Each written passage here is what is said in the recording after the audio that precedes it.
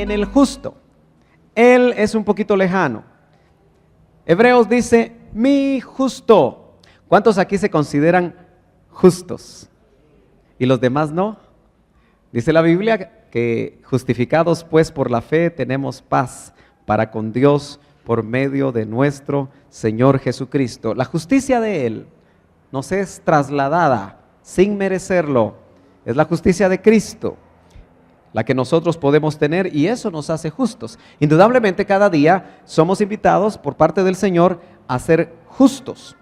Capítulo 16 de Mateo, y vamos a leer desde el verso 1 al verso 12. Vamos a entresacar algunas cosas ahí muy importantes, ya que el Señor quiere enseñarnos, y a través de los evangelios se recogió muchas enseñanzas en la vida de Jesús acerca de la fe.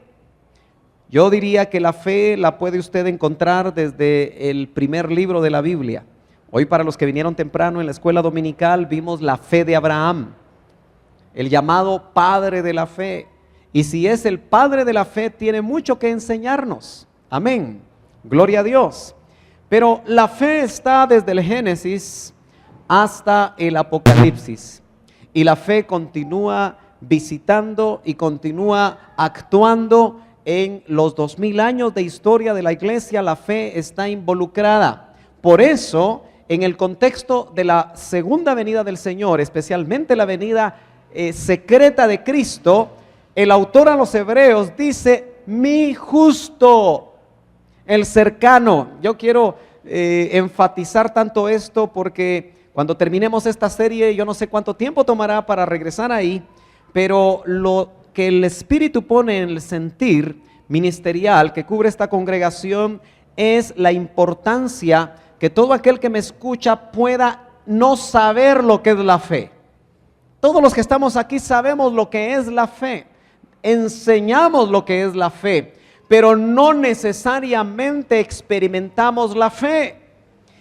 Y cada vez, en la medida que el Señor se acerca, la fe tuya va a ser puesta a prueba. La fe que nos guió a la salvación fue una faceta, pero la fe que los discípulos dijeron, Señor, aumentanos la fe. ¿Cuántos de los que estamos aquí podríamos decirle al Señor así como un grito desesperado, Señor, aumentanos la fe? ¿Cuántos lo podrían decir? Como los agarré desprevenidos, otra vez lo vamos a hacer. 1, 2 y 3. Señor, auméntame la fe. Necesitamos que la fe sea aumentada. Vivimos en un país difícil. La tierra completa, creo que ya no hay nación segura. Hay situaciones en las cuales nosotros recordamos lo que la Biblia dice, que esta tierra va a estar convulsa. Esta tierra va a estar afectada por muchas situaciones y nosotros no somos la excepción. Cuando nuestros hijos salen, estamos temerosos, ¿no es cierto? Estamos inquietos. Esa es la realidad, pero ¿sabe que tenemos que tener no temor?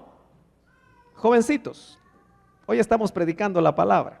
Los sentamos juntos precisamente para que se bendigan, pero no para que platiquen. Amén. Gloria a Dios. ¿Todavía me quieren? Gloria a Dios. Acuérdense que la palabra de Dios es la palabra que va a hacer la diferencia. Es la palabra la que creó el mundo. Es la palabra la que creó los universos. Es la palabra la que va a quitar el temor. Pero especialmente en la palabra vemos nosotros el tema de la fe en esos 66 libros. Dice la Escritura, entonces los fariseos y los saduceos se acercaron a Jesús y para ponerle a prueba, le pidieron que les mostrara una señal del cielo. Pero respondiendo él les dijo, al caer la tarde decís, hará buen tiempo, porque el cielo está rojizo. Y por la mañana, hoy habrá tempestad porque el cielo está rojizo y amenazador. Sabéis discernir el aspecto del cielo, pero no podéis discernir las señales del tiempo o de los tiempos. Una generación perversa y adúltera busca señal, y no se le dará señal sino la señal de Jonás, y dejándolo se fue. Jesús siempre fue buscado por los religiosos de su tiempo, no para aprender de él, sino que para, como dice aquí la Escritura, para ponerlo a prueba. Y le pidieron una señal del cielo. Y el Señor podía hacer señales porque tenía poder. Amén. Ya sus discípulos habían visto la fe que se movía en él. En una ocasión les dijo: si ustedes tuvieran la fe como el tamaño de una semilla de mostaza. ¿Cuántos han visto la semilla de mostaza? Una vez alguien trajo aquí semillas de mostaza y me parece que son más pequeñitas que la punta de un pequeño alfiler. Muy pequeña. Puede caber exclusivamente tal vez en las puntitas de los dedos. ¿Sí? Muy pequeña. Y lo que el Señor quería decirles es que si tan solo tuviéramos fe como esa semillita pequeñita de mostaza, en una ocasión dijo, le dirían a ese monte: desarráigate y échate en lo profundo de la mar, y el monte, contra toda idea lógica, haría caso. Uno se preguntaría, ¿un monte tiene oídos para oír la voz de un hombre de fe? En otra ocasión les dijo, si le dijeran a este tamarisco, un árbol de las tierras de Palestina, desarráigate y échate a lo profundo de la mar, dice, lo haría. Dice, para el que cree, todo. Repita conmigo, hoy como un niñito de párvulos.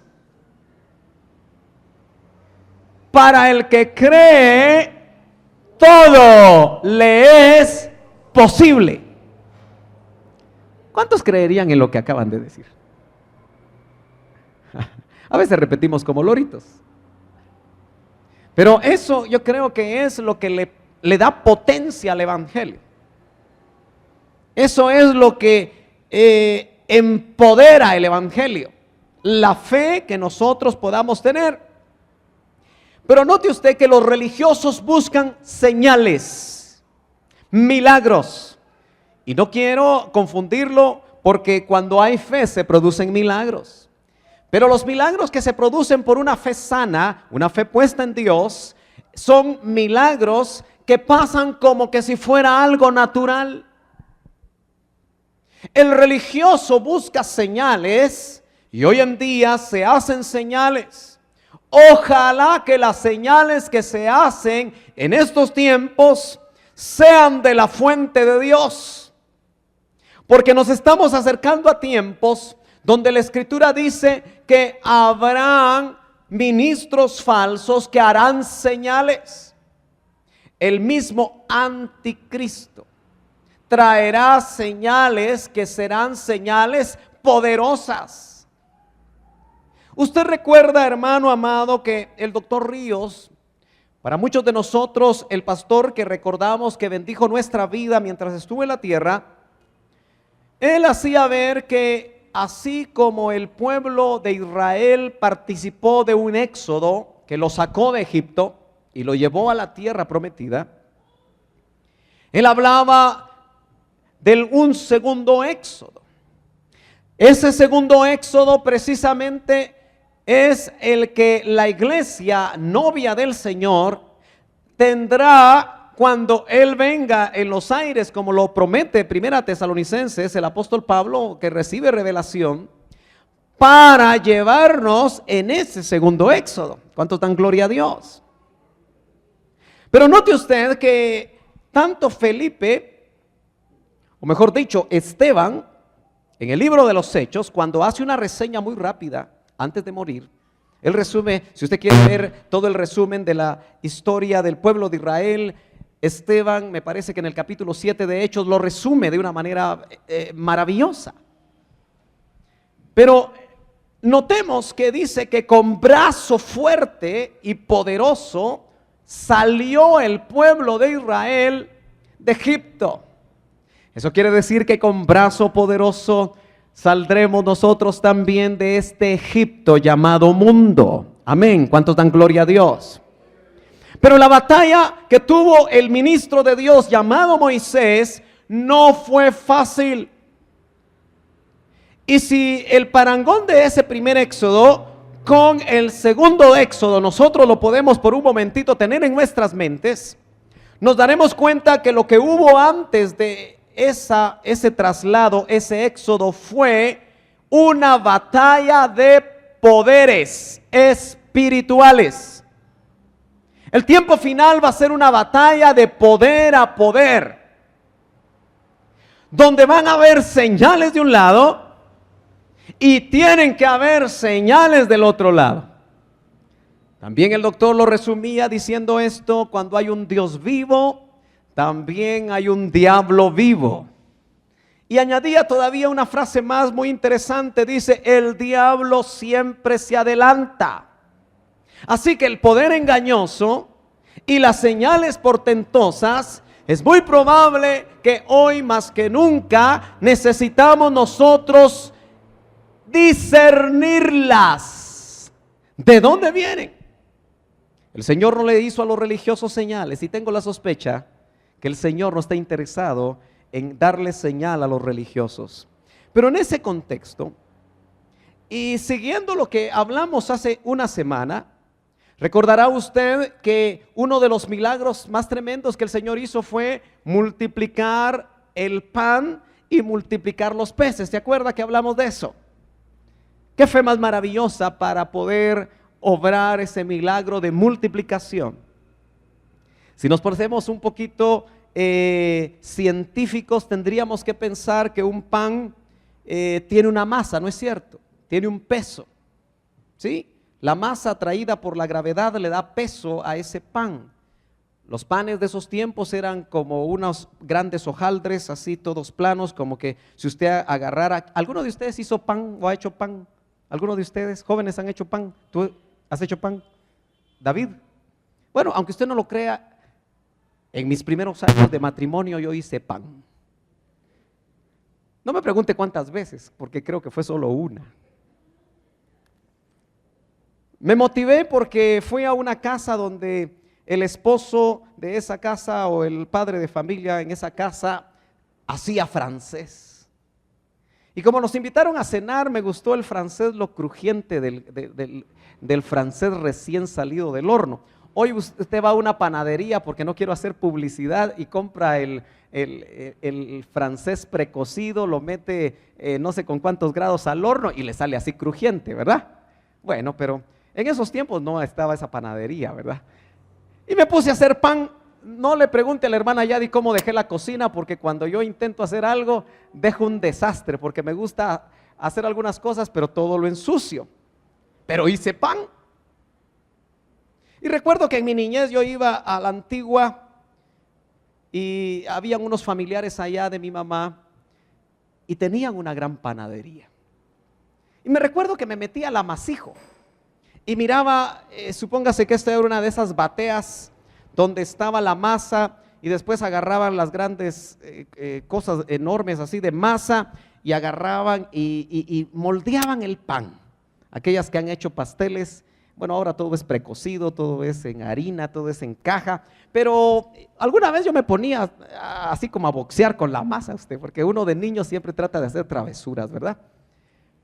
Pero haga de caso que como una bola que se aplana bien con un rodillo, así eran esos panes. En esos tiempos eran grandes. Y lo interesante es que esa masa, contra toda lógica, se multiplicó. El Espíritu Santo, el poder del Espíritu Santo, la fe, yo no sé exactamente, hermanos amados, jóvenes, cómo actúa. Pero lo cierto es que la fe puede multiplicar la masa. El poder del Espíritu Santo puede multiplicar la masa. Y en lugar de un pan, en ese caso eran 5, y aquí notamos en Mateo que se había alimentado ya no solo 5, sino que en el capítulo 15 al final, usted lo puede leer en casa, se alimentaron a otros 4,000. Así que el Señor alimentó a 9,000 hombres y no sé cuántas mujeres y no sé cuántos niños. Ahora, en ese contexto, donde los mismos discípulos, ¿se acuerda que yo le expliqué que el milagro más grande fue que el Señor les daba un pedazo del pan que tenía en las manos? Eran 5 panes. Y les daba un pedazo de ese pan que tenía en sus manos, pero los discípulos llevaban ese pedazo de pan y cuando se lo daban a uno de los que estaban sentados, ¿se acuerda que dijimos que esos hombres estaban recostados? Quiere decir que estaban confiados. Y cuando daba ese pedazo de pan, y si ese hombre era del tamaño de Maco, me imagino que querían un gran pedazo de pan, ¿verdad? Y cuando agarraban el pedazo de pan, los discípulos experimentaban que se multiplicaba el pan delante de sus ojos. Ahora, ante esa experiencia tan maravillosa de provisión, ¿cómo es posible que los discípulos en el verso 5, estamos en el capítulo 16, jóvenes tienen sus Biblias abiertas? Me imagino que sí, ¿verdad? Los discípulos al pasar al otro lado, se habían olvidado de tomar panes. A estos discípulos les gustaba comer carbohidratos usted. Yo me imagino que Pedro era panzón. Allá me voy a ir a reconciliar con Pedro. Judas, han de haber sido comilones usted, porque fíjese que dice que se les había olvidado tomar panes. Y Jesús les dijo, estad atentos. Mire, ellos estaban pensando en los panes, en los cubiletes. No sé qué le gusta a usted, si le gustan las cortadas, si les gustan los cachitos, si le gustan las coronas, si le gustan las batidas, ¿verdad que sea algo de eso? O los bolillos, dirían en México. Bolillos, bolillos, bolillos, así con el acento mexicano. Ellos estaban pensando en comer. ¿Cuántos de nosotros, si no hemos desayunado, su pastor casi nunca desayuna los domingos? Pero fíjese que algo me pasa a mí, hasta como tipo 1, 2 de la tarde ya empiezo a tener hambre. Algo hace el Señor conmigo. Pero si a usted ya le están haciendo las tripitas así, cálmese. Pero ¿se ha dado cuenta que pensamos en comer? ¿Alguno de ustedes está pensando en comer? Levánteme la mano. ¿A dónde lo van a llevar los papás? ¿A dónde querés ir, mijo? Al mercado de la zona 1. ¿Verdad que se come bien en el mercado de la zona 1? Ahí con doña Mela, a ver si todavía está viva. Cuando Yadi estaba embarazada de Yaisé, se fue a comer con doña Mela. Y lo que fue a capturar fueron amebas usted. ¿Se imagina una embarazada con amebas?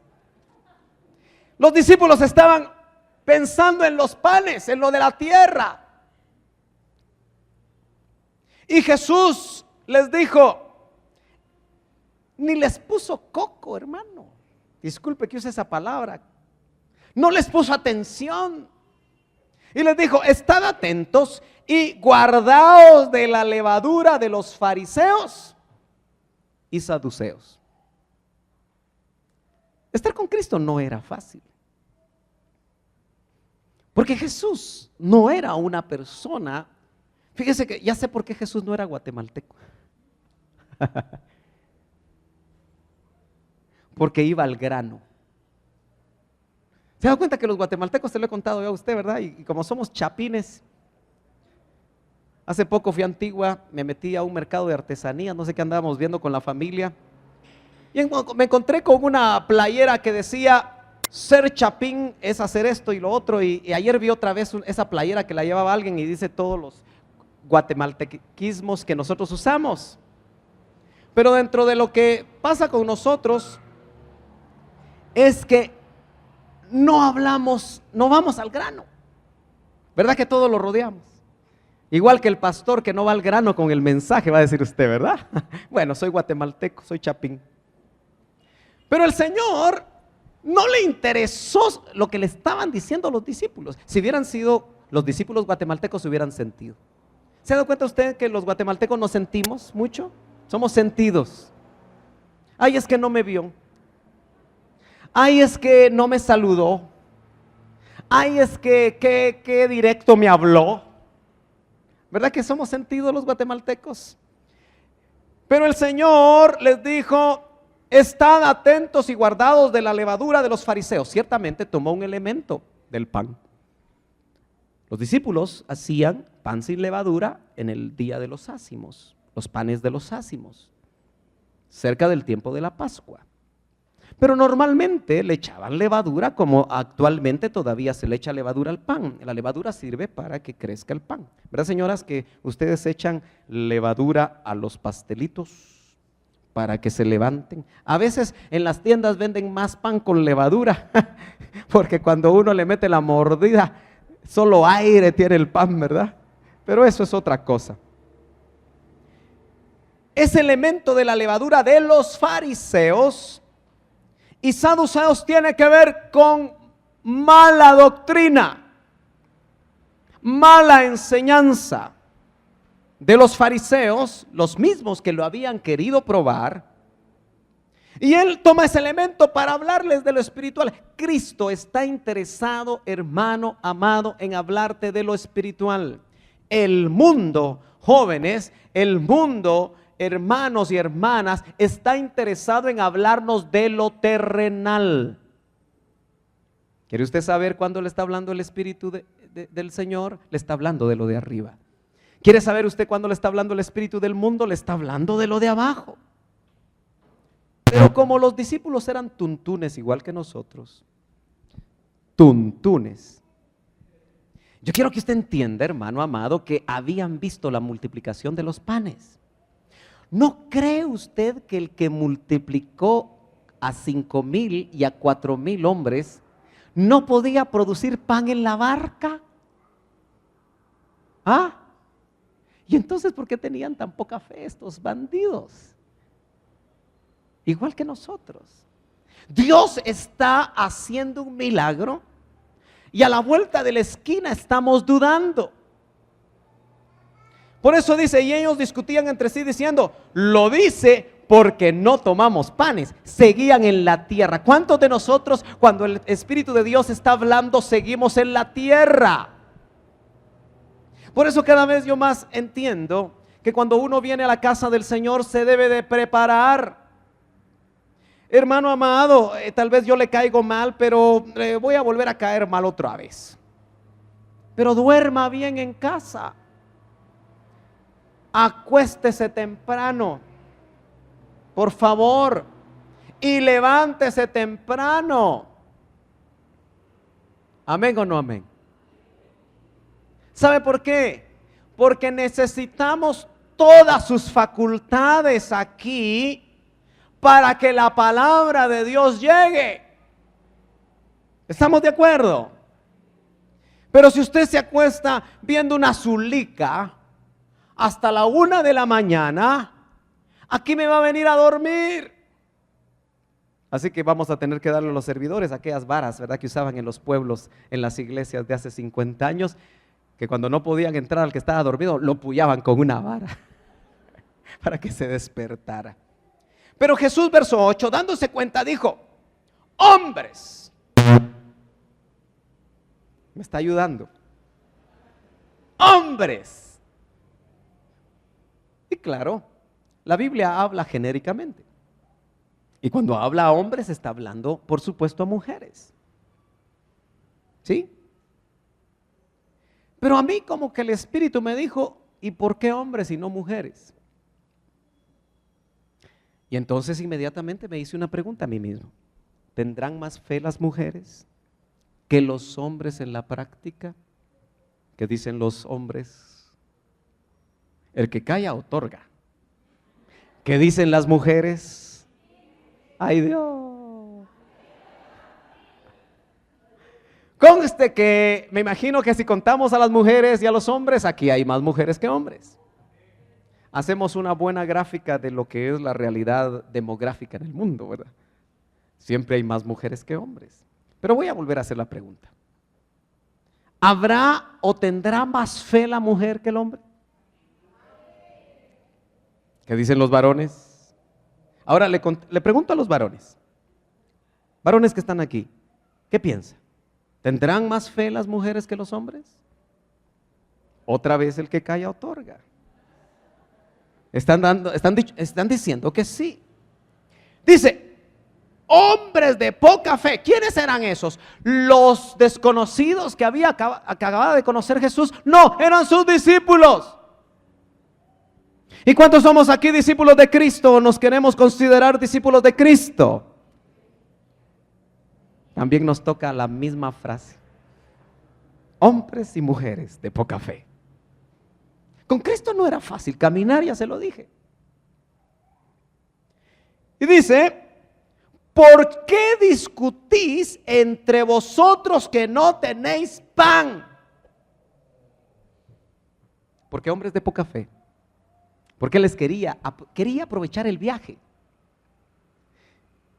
Quería aprovechar ese tiempito que estaba con ellos antes de que cuando llegaran al otro lado, la multitud ya no les permitiera hablar.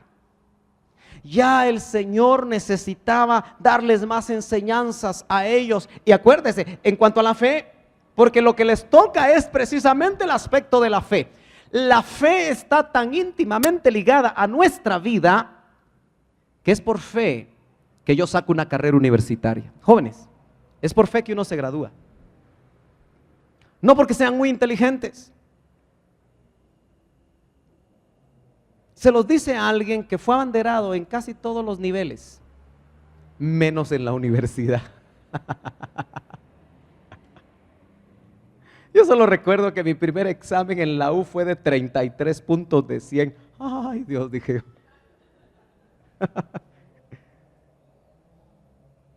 Pero no es porque seamos muy inteligentes. Necesitamos fe para perseverar, porque la carrera universitaria a veces es una maratón. Parece que en la Universidad de San Carlos ya no se puede pasar 20 años en la U, ¿verdad? Ya quitaron eso, ¿verdad? Antes se conocían personas que cuando uno llegaba decía, ya estaba canoso el estudiante y llevaba 20 años de sacar una carrera y no había modo usted. En cambio ahora parece que ya no lo permiten. Pero indudablemente no es fácil sacar una carrera. ¿Cuántos saben que un negocio para establecerlo se necesita fe? ¿Cuántos saben que para casarse se necesita fe? ¿Cuántos saben que para seguir casados se necesita fe? ¿Verdad que sí? ¿Cuántos saben que la vida cristiana indudablemente se necesita fe? Hermano, la fe está involucrada en todos los ámbitos de la vida. Yo quiero que usted entienda eso, que se familiarice con eso. Estos hombres de poca fe habían visto a un hombre de fe multiplicar los panes y seguían pensando en los panes. ¿Nota usted? El Señor les estaba explicando cómo lo de la tierra nos baja y nos ataca la fe. Cuando venía con Yadira le decía, mira, el problema es que cuando metemos nuestra cabeza,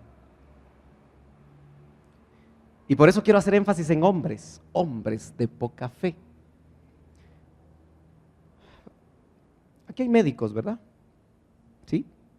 Ok, aquí hay médicos, hay un neurólogo. Espero no golpearme la cabeza para no caer en sus manos.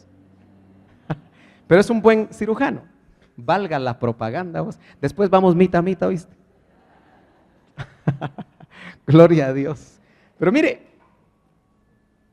dicen que nosotros los hombres usamos el lóbulo derecho del cerebro, es decir, esta parte de aquí. ¿Sí? El lóbulo derecho, la parte derecha del cerebro. Y por lo tanto somos muy racionales, muy lógicos, porque ahí están esas áreas, ¿no es cierto? Y la mujer, dicen que utiliza más el izquierdo, pero algunos no se ponen de acuerdo porque dicen que utilizan los dos. Bueno, lo cierto es que los hombres razonamos mucho. Y no hay algo tan terrible contra la fe que la lógica humana. Usted lo vio como uno de los discípulos empezó a usar su lógica e hizo sus cálculos matemáticos, de plano que estudió ingeniería, este discípulo del Señor, y dijo, 200 denarios no alcanzarían para que diéramos de comer a estos cuates. Y vio el milagro. Es contra la lógica pensar que 5 panitos de un muchacho y 2 pececitos iban a dar de comer a 5,000. Sin embargo, contra toda lógica, eso sucedió. Entonces significa que cuando nosotros estamos pensando y le estamos pidiendo al Señor, aumentanos la fe, yo quiero entender que cuando la fe se desarrolla en nosotros, vamos a ser menos lógicos, por lo menos en las cuestiones donde tengamos que aplicar la fe, y yo creo que eso es en todo. Usted y yo necesitamos correr riesgos. Yo ya le dije que la fe, vamos a ver si hace ruido, pues ¿qué le voy a hacer? Pero la fe significa ponerse en la orilla y cerrar los ojos y dar un brinco, creyendo que ahí abajo vamos a estar bien.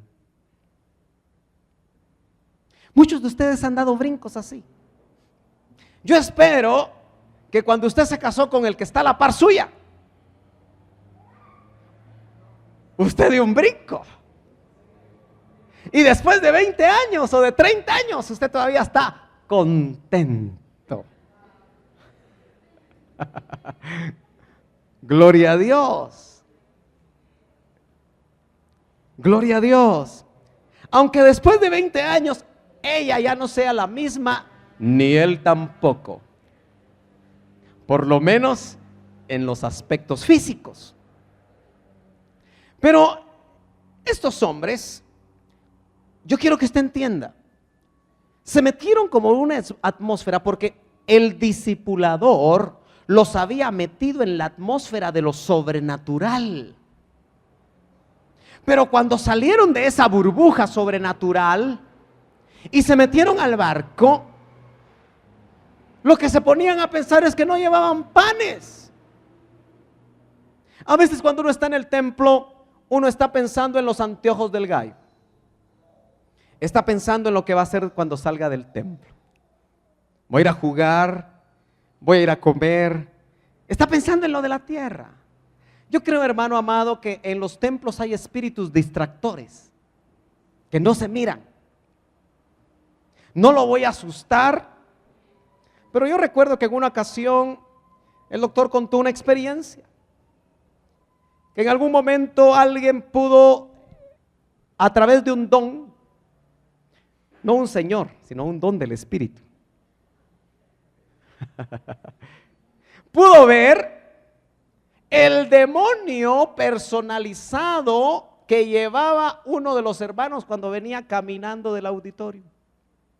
Lo llevaba en el hombro. ¿Alguien se acuerda de haber oído eso? Era como un animal feo, como un gremlin feo. Y ahí iba el hermano con su Biblia y con su demonio. Eso quiere decir, y yo se lo he dicho a usted y algunos no me entienden, que los espíritus vienen primero que nosotros y están aquí. Ay. Pero qué bueno que los espíritus de Dios también, sus ángeles, su misma presencia, y son a veces espíritus los que lo duermen a uno. Son espíritus los que los distraen y le meten a uno ideas. Y eso probablemente les pasó a estos hombres que llevaban al que multiplica los panes y pensando en panes. Se estaban perdiendo la enseñanza que el Señor les iba a dar. Dice: todavía no entendéis, verso 9, ni recordáis los 5 panes de los 5,000 y cuántas cestas recogisteis. Por cierto, ¿cuántas fueron? 12. Dice: como ni los 7 panes, eso fue la de los 4,000, verso 10, ¿y cuántas canastas recogisteis? ¿Cuántas recogieron en el milagro de los 7,000 algunos de los jóvenes? ¿Cuántas? 7. Tienen que leer la Biblia, jóvenes. 7. Verso 11, ¿cómo es que no entendéis que no os hablé de los panes? Pero guardaos de la levadura de los fariseos y saduceos. ¿Usted sabe que esa levadura habla de hipocresía? Porque los saduceos, los fariseos y todos los religiosos feos tienden a ser hipócritas. El religioso se pone su mascarita en el templo y se la quita en la casa. Se pone su mascarita con su halo de santo en el templo y se la quita en el trabajo. Si alguna vez a usted, sus amigos en el trabajo o sus compañeros de estudio le dicen, ¿y vos sos evangélico pues? Asústese, porque saber que le han visto. ¿Aló? ¿Todavía está aquí? ¡Gloria a Dios! El verso 12 dice, entonces se entendieron, qué tuntunes, ¿verdad? Que no les había dicho que se guardaran de la levadura de los panes, sino de la enseñanza de los fariseos y saduceos. La religión daña la fe. Hermano amado, ¿se acuerda que yo le dije al inicio de este año que quería batallar contra el espíritu religioso? Porque el espíritu religioso, la religión daña la fe. Porque el espíritu religioso solamente establece formas externas. Por religiosidad se hacen muchas cosas. Hasta por religiosidad se mata. Los religiosos de allá por el Oriente Medio, por su religión matan. Acabo de leer un artículo que en la ciudad de Londres, un hombre de estas religiones que 3 veces al día detienen todo lo que están haciendo para orar, es conductor de bus, porque creo que no le pasó nada, pero como iba manejando a la hora de la oración, detuvo el bus y se bajó a orar en la acera. Y el ayuntamiento de Londres tuvo que pedir a todos los pasajeros, como allí la cosa es muy seria, ¿verdad? Aquí también los choferes se bajan a comprar su comida y dejan el bus ahí, uno esperando, ¿verdad? Que también lo hacen. No, pero ahí el ayuntamiento de Londres se tuvo que disculpar con los usuarios, porque la religión nos hace hacer cosas a veces que son fuera de foco. Claro, también la verdadera relación con Dios nos hace bloquear a veces, ¿no es cierto? Entonces, note usted cómo la lógica, cómo las cosas de la tierra a nosotros nos afectan tremendamente la fe. Como tengo unos minutos todavía, yo quisiera llevarlo a usted precisamente a Marcos, el segundo evangelio del Nuevo Testamento, el capítulo 11 de Marcos. Vamos a regresar al evangelio práctico, al evangelio corto de Marcos, en el capítulo 11 y verso 12, y vamos a leer 2 versos ahí. Dice, al día siguiente, cuando salieron de Betania, Jesús tuvo hambre. También Jesús tuvo hambre. Sí, también Jesús era perfecto hombre y tenía hambre. Nota que la Biblia habla mucho de comida, ya me está dando hambre. ¿Qué trajo usted por ahí? ¿No trajo algo en su lonchera que me lo pase? Tuvo hambre. Y viendo de lejos una higuera con hojas, note, con hojas, fue a ver si quizá pudiera hallar algo en ella, es decir, fruto. Cuando llegó a ella no encontró más que hojas, porque no era tiempo de higos. Y Jesús, hablando a la higuera, le dijo, óigame, las higueras, las plantas oyen. ¿No cree usted que Jesús andaba en otra atmósfera? ¿Cree usted que en algún tiempo las plantas oían? Acuérdese que toda la creación dice que fue sometida por causa del pecado a corrupción. Y dice que la creación en Romanos 8 espera ansiosamente la manifestación gloriosa de los hijos de Dios. Porque ella fue sometida en esclavitud. Entonces, ¿cómo era? ¿Cómo era Edén? ¿Cómo sería Edén? ¿Será que Adán, para ponerle nombre a los animales, les preguntó: mira, burro, ¿cómo te pongo? Y le contestó el burro: no sabemos, ¿verdad? Pero hay tantas cosas interesantes. ¿Por qué le habló a la higuera? ¿Usted qué pensaría de una persona que se pone a hablarle a un árbol? ¿Qué diría usted? Llévenselo al manicomio, ¿verdad que sí? Muy bien, le habló a la higuera, le dijo: nunca jamás coma nadie fruto de ti. Hermano, la maldijo. La maldijo. Y sus discípulos le estaban escuchando.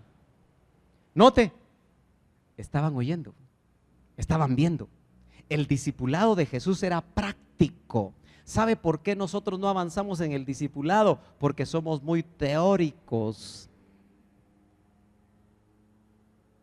Yo voy a estar contento cuando, después de enseñarles algunos tips sobre evangelismo, voy a agarrar a uno de ustedes y le voy a decir: ahorita que salgamos del culto te vas a ir conmigo y vamos a ir a tocar una puerta. ¿Qué quiere? Somos de la iglesia Betel y le venimos a entregar este tratado. No quiero, yo soy católico, o yo soy filósofo, o yo ya voy a otra iglesia. Porque es en la práctica donde avanzamos. Dicho sea de paso, esto no es de religiones. Esto es de relación con Cristo, el que nos acercó y nos acerca al Padre. Amén. Eso es lo importante, una relación con Dios. Bueno, estamos en el capítulo 11 y verso 12. Ya llegamos al 14. Pero miren lo que pasó en el verso 20. Por la mañana, cuando pasaban, vieron la higuera seca desde las raíces. Entonces Pedro, acordándose, le dijo: Rabí, maestro, mira, la higuera que maldijiste se ha secado. Asustado Pedro. Y Jesús respondió diciéndoles: eso es lo que yo quiero decirles para terminar. Tened fe en Dios. Tened fe en Dios. Verso 22. En verdad os digo que cualquiera que diga a este monte: quítate y arrójate al mar. Y ahí está. Mire, yo lo voy a subrayar. Si usted lo quiere subrayar conmigo. Y no dude en su corazón. Yo le decía a Yadi, cuando ella estaba en el espejo así, antes de venir para acá,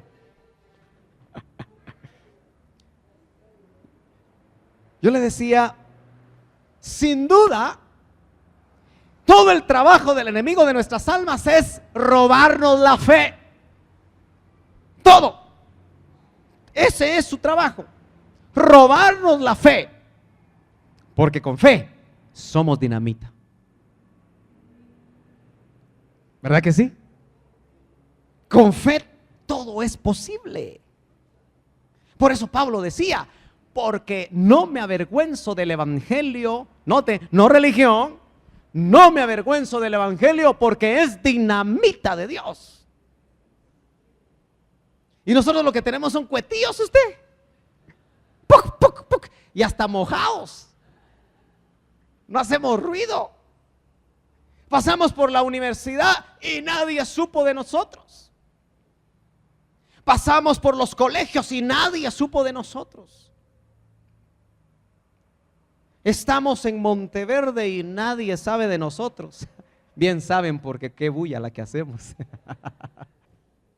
Gloria a Dios. Tened fe en Dios. Dice cualquiera, no dice pastor, apóstol, evangelista, profeta, dice cualquiera, cualquierita, cualquiera que le diga a este monte, quítate y arrójate al mar, y no dude. ¿Saben por qué no pasan muchas cosas en nuestras vidas? Porque dudamos. Continuamente dudamos. Y la duda, la incredulidad, es el peor enemigo de la fe. Sino crea que lo que dice, lo voy a leer despacio, sino crea que lo que dice va a suceder, le será concedido por la fe. Que no me haga bulla esta cosa. ¿Se fijó bien lo que dice ahí? Si cuando nosotros creemos que lo que pedimos nos va a ser concedido sin dudar, Dios lo hace, porque no somos nosotros. Mire, hermano amado, la próxima vez que usted le ponga las manos a un enfermo, crea. Puede ser su hijo, a las 5 de la mañana o a las 3 de la mañana, y usted no tiene dinero para llevarlo al médico. Crea. No dude. Porque milagros vamos a empezar a ver en nuestra vida. Si algo que me tiene a mí preocupado, y si me permite otros minutitos más, déjeme ver si encuentro ese verso. Déjeme ver si es en Lucas 18. Acompáñeme rápidamente a Lucas 18. Me parece que es el último, el capítulo 8. 18, 8, sí, ese es. Léalo conmigo. Ya nos vamos, Axel. Tranquilo. Dice, os digo que pronto les hará justicia. No obstante, cuando el Hijo del Hombre venga, escatológico, qué pregunta más tremenda. ¿Hallará fe en la tierra? Quiero leerlo con usted. No obstante, cuando el Hijo del Hombre venga, eso está por darse. Quiere decir que estamos viviendo estos tiempos. La pregunta es, ¿hallará fe? No dice si hallará adeptos. No dice si hallará ministros. No dice si hallará templos, porque aquí solo de la religión evangélica, como estadística, dice que hay 22,000 templos. Y si sumamos los católicos y los musulmanes y los de testigos de Jehová, saber cuántos, ¿verdad? Por eso no viene a buscar templos. ¿Viene a hallar qué? ¿Qué viene a buscar? Fe. Mire, hermano, ¿será que la fe tiene color, sabor, olor? ¿Se acuerda usted que en un pasaje dice que uno de los apóstoles fijó los ojos y vio que había fe en él? Dice, ¿qué vería en sus ojos? ¿Vio el color de la fe? ¿Sintió el olor de la fe? Pero fijó los ojos en esa persona. Por eso yo ahora voy a empezar a ver los ojos llenos de nubes, cataratas. Los mandamos con la oftalmóloga. Cobra barato, quién sabe, ¿verdad? Dice que fijó sus ojos y como había fe, dice el pasaje, para sanar. Hay fe para sanar. Como había fe para sanar, puso las manos y sanó.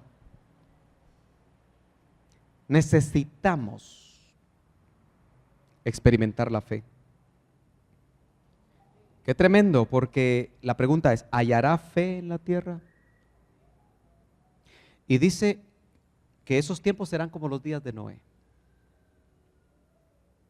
¿Y sabe qué pasó en los días de Noé? No había fe. Porque por 120 años que él construía el arca, y con martillo en mano,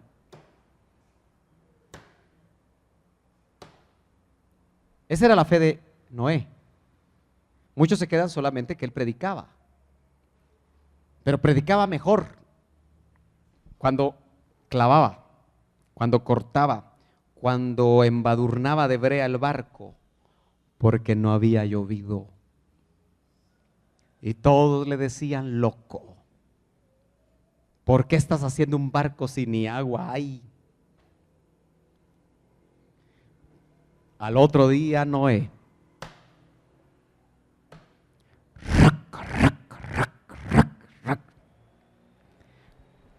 Nosotros somos buenos teóricos y casi nunca nos movemos en fe. Yo no le vengo a presumir, pero yo le aseguro que si no hubiéramos usado una millonésima parte de un grano de mostaza, estaríamos en el segundo nivel puras sardinas.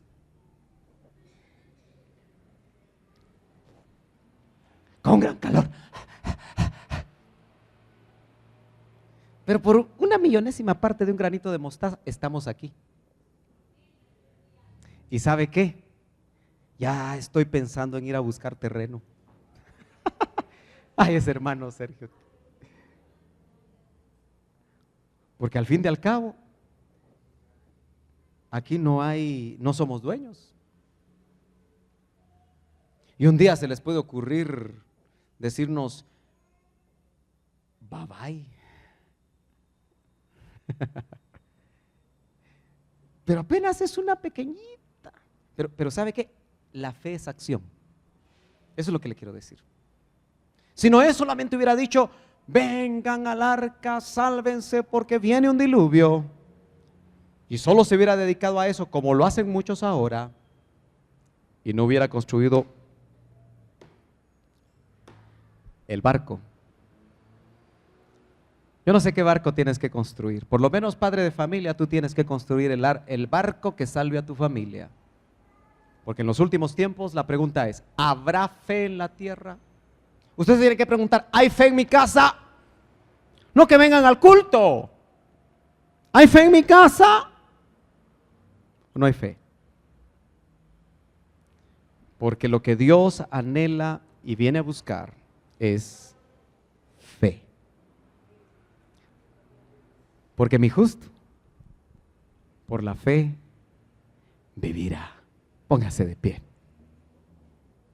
Póngase de pie. Ya nos vamos, pero por favor, trate de no hablar en este momento.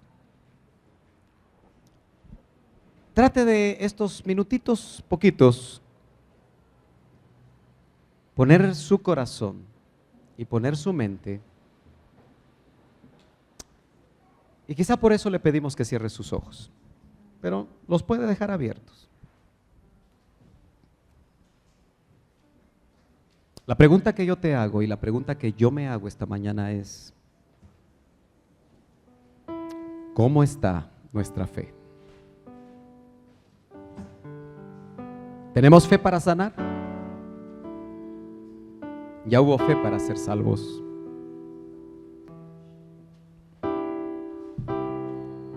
Ya hubo fe para ser salvos.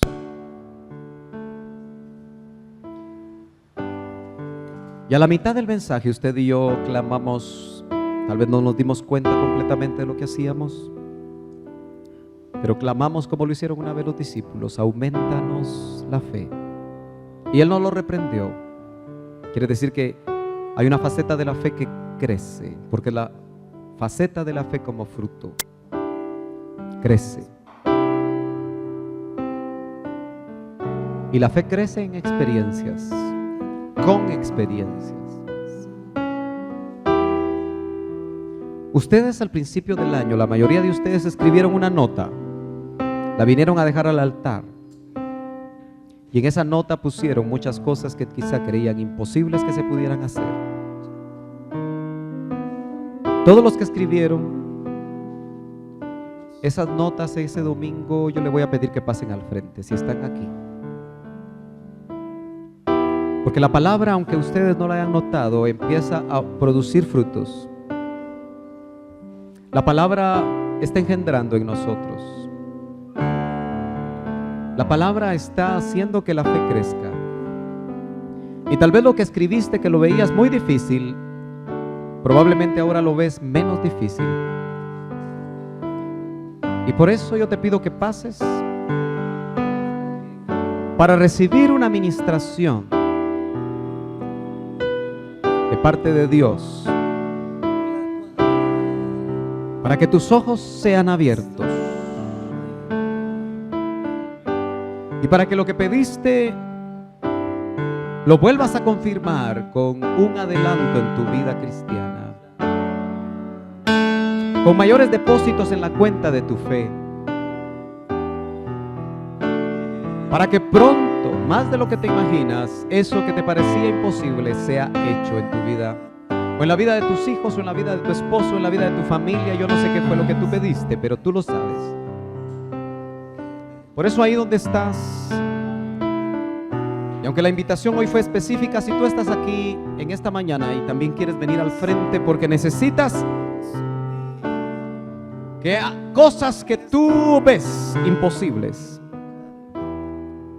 y que por años has esperado y te has desesperado y todavía no sabes si se pueden hacer o no realidad, pero si quieres venir aquí, la invitación y el espacio está. Eso que tú pediste, hermano, o eso que estás pidiendo, eso que estás viendo imposible, la administración para tu vida es para el que cree. Todo es posible.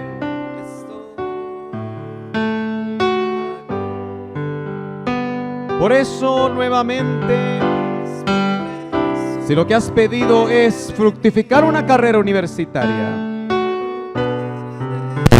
cree con todo tu corazón y te será hecho.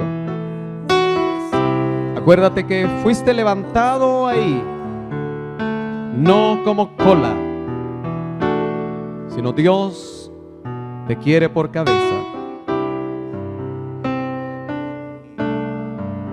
Yo no sé qué fue lo que tú pediste, quizá la sanidad de una enfermedad, que has visto imposible la sanidad.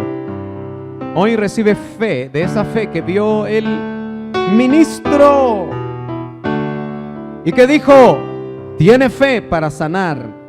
Recibe sanidad en el nombre de Jesús. Nada hay imposible para Dios. Nada, nada imposible. Una enfermedad en un hijo, una enfermedad en un ser amado, cercano, nada hay imposible. Por eso hoy recibe fe. Que esa fe crezca en ti, hermano amado. Recibe fe para creer en lo imposible. Déjate ministrar, tú que estás esperando provisión, déjate ministrar ahí donde estás. Y que en este mismo momento Dios esté tocando corazones. Que en este mismo momento Dios esté tocando y abriendo puertas que habían estado cerradas, para que la provisión venga sobre tu vida. En el nombre de Jesús, en el nombre de Jesús, la fe ha encontrado en tu razonamiento su peor enemigo. Siempre de una manera muy metódica, Has hecho números, has hecho cuentas para tomar decisiones. Y Dios te quiere meter en una esfera donde la lógica matemática no funciona.